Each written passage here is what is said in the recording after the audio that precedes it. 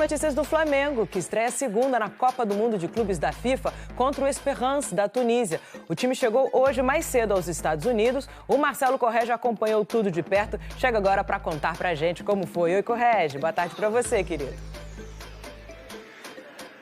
Oi, Débora. Boa tarde pra você. Boa tarde a todos ligados no Globo Esporte. É isso, o time do Flamengo chegou aqui a Atlantic City, que fica no estádio de Nova Jersey, por volta das 8h30 da manhã, horário local, 9h30, horário de Brasília. Aí tem aquele desembaraço do Aeroporto Internacional de Atlantic City e uma hora depois o time já estava aqui nesse hotel onde vai ficar concentrado na fase inicial da Copa do Mundo de Clubes. Afinal de contas, o Flamengo enfrenta o Esperance e o Chelsea na Filadélfia, cidade na Pensilvânia, que fica a mais ou menos uma hora de distância daqui.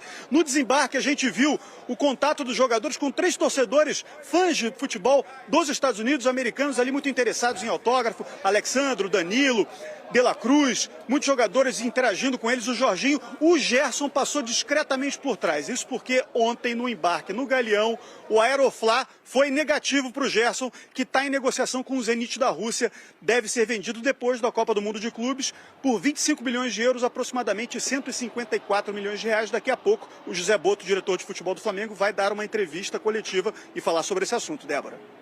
Tá certo, Correge. Obrigada pelas informações. O Ministério Público do Distrito Federal denunciou o atacante Bruno Henrique, do Flamengo, e mais 8 pessoas por fraude esportiva e estelionato.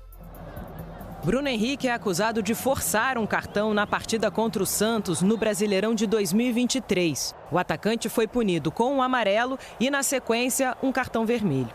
Segundo o Grupo de Atuação Especial de Combate ao Crime Organizado, o GAECO, responsável pela investigação, o jogador avisou para o irmão, Vander Pinto, que cometeria a infração.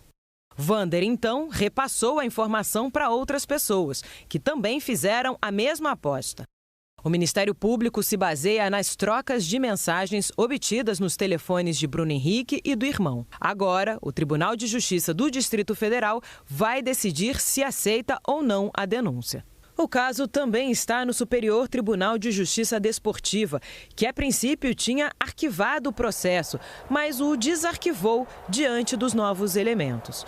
O tribunal ouviu um depoimento de Bruno Henrique no final do mês passado. E agora, a Procuradoria do órgão tem 60 dias para decidir se apresenta ou não denúncia. Em nota, a defesa de Bruno Henrique chama a denúncia de aproveitadora, por ter sido oferecida na mesma data da divulgação da lista de inscritos na Copa do Mundo de Clubes.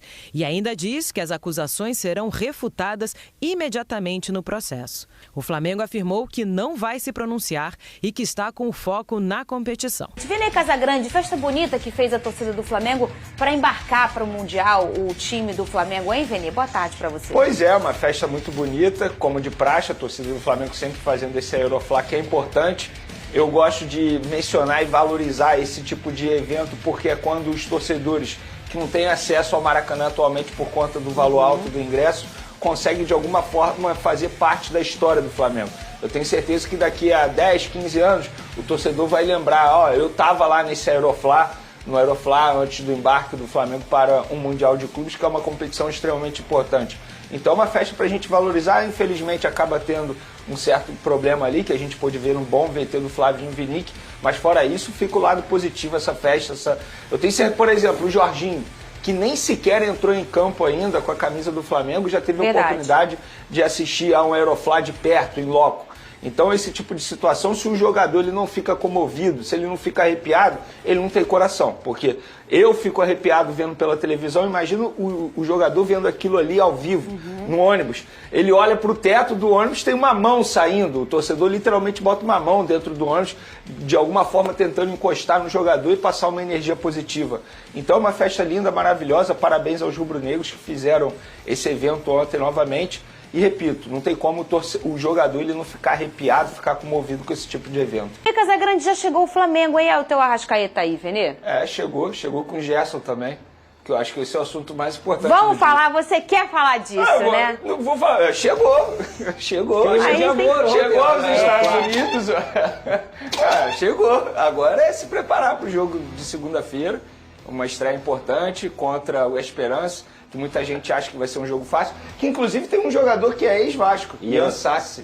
Ian Sassi, eu estava olhando ontem o time do Esperance. Não vai ser fácil, não é uma competição fácil, estou vendo muito torcedor rubro-negro tratando esse jogo de estreia já com uma vitória certa, muito pelo contrário, até por ser uma estreia, tem nervosismo, a gente fala isso em Copa do Mundo de seleção, imagina em Copa do Mundo de clubes, uma competição que, querendo ou não, vai chamar a atenção do mundo inteiro.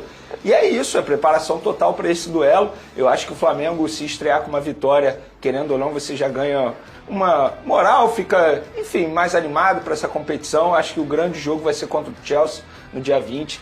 Agora é estrear com uma vitória, pelo menos é assim o torcedor rubro-negro espera. Peraí. Falando de amor, o Zenit é amante do Gerson? Eu tenho um pensamento, eu vi muito torcedor xingando o Gerson, mas a gente vai entrar no assunto agora, já posso falar? Vamos entrar agora é a hora.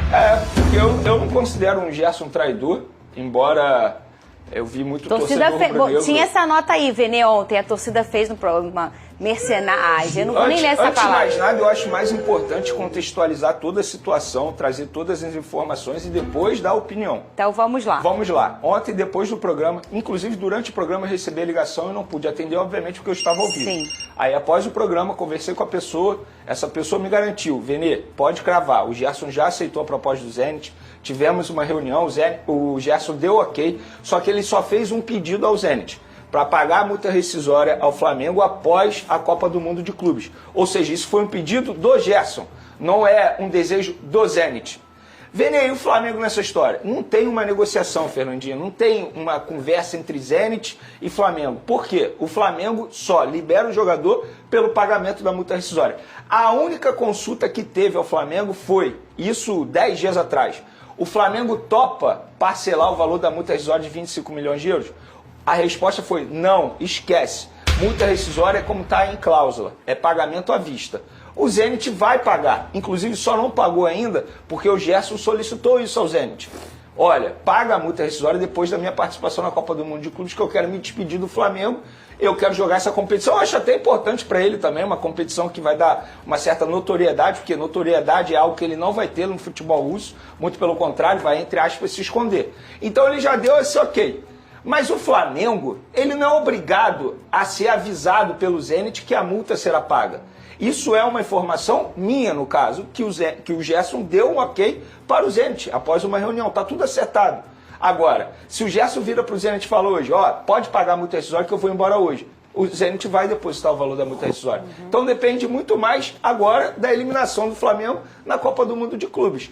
E aí há um debate do torcedor rubro-negro por que o Gerson vai jogar, por que o Gerson está viajando. O Flamengo, ele não tem que tomar nenhuma atitude no sentido assim, de tirar o jogador, porque ele continua sendo jogador do Flamengo. Agora eu vou dar a minha opinião do que eu faria se eu fosse o Flamengo ou até mesmo o Gerson. Eu, como treinador do Flamengo, eu já ia pensar no segundo semestre, tendo visto que o jogador vai deixar o Flamengo, correto? É um jogador extremamente importante. Se eu sou o Felipe Luiz, eu teria uma conversa com o jogador, falar assim, Gerson, você realmente vai embora? O Gerson vai ser honesto e vai falar, não, eu vou embora. Aí o que o Felipe Luiz tem que fazer? Ele começar a planejar. Eu não utilizaria o jogador como titular. Eu não vejo problema ele estar lá no grupo, não vejo nenhum problema, só que eu acho que o Flamengo tem que se antecipar no planejamento já para o segundo semestre. Porque o Gerson é um jogador titular, o Felipe Luiz contava com ele. E se eu sou o Gerson, eu abriria o jogo também com o Felipe Luiz e com o José Boto. Eu vou aceitar a proposta, eu vou embora. Só que eu queria fazer parte do grupo que vai disputar essa competição. Queria me despedir, quero dar a vida em campo e sair pela porta da frente. Então eu vejo muito torcedor do Flamengo tratando o Gerson como mercenário, Judas, traidor, como está aí nessa nota 3. Mas eu não julgo o torcedor que faz isso, assim como eu não gosto de dizer que o torcedor tem que tratar tal jogador como ídolo, eu não posso dizer que o torcedor não pode tratar o Gerson como traidor, sobretudo por conta de todo o contexto, de como aconteceu a situação. 2 meses atrás ele estava comemorando uma renovação de contrato no Flamengo. Que é essa imagem que está na tela. Eu me boto no lugar dele. Ele é um profissional. Ele entende que recebeu uma proposta melhor, profissionalmente falando, ele vai pegar as coisas e vai embora. Eu faria isso? Repito o que eu já falei em outros momentos aqui. Eu não aceitaria. Independentemente de seleção brasileira e tal, eu não iria para o futebol russo. Não é minha praia. Enfim, mas o Gerson entende que para ele vai ser melhor. Então eu não considero o Gerson traidor, porém não vou ficar aqui criticando o torcedor que o considere. E ponto. Eu acho que dá para entender o lado de todo mundo. Ele é profissional, entendo também o lado passional do torcedor, tem o direito de fazer isso. E o Gerson, ele não soube fazer da melhor maneira possível. Ele poderia ter feito de uma maneira diferente. Eu acho que o pai do Gerson acabou atrapalhando também a forma como foi feito, isso acabou agravando. Ele vai perder a idolatria, eu acho que de grande parte dos torcedores. Mas para mim vai ser sempre ídolo na história do Flamengo, sem sombra de dúvidas. Lucas Pedrosa, a sua opinião, você vê esse olhar, é muito natural o torcedor olhar por esse prisma do é um traidor, vai embora, vai abandonar o Flamengo. 2 meses atrás, era essa foto. Pediu tanto a renovação e renovou, diminuiu a multa para pagar à vista, que é o que está acontecendo nesse mecanismo que ele sai.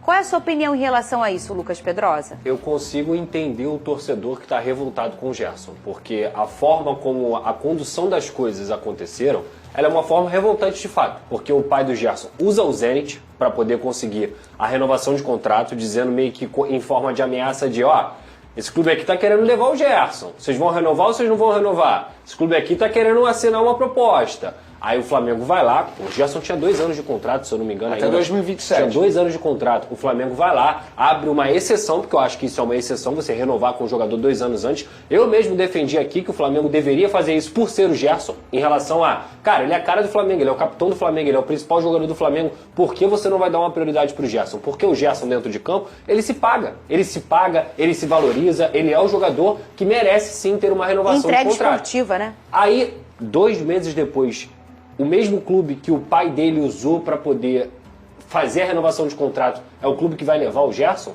Parece que foi tudo algo maquiavélico, entendeu? Parece que foi tudo montado para que isso fosse acontecer, e aí o Flamengo ficou como se fosse o bobo nessa história. Só que assim, aí eu tenho que olhar o lado do jogador também. Primeiro, vai ganhar 3 vezes mais, vai garantir a aposentadoria dele, da família dele, é a última venda grande que ele pode ter na carreira desse valor.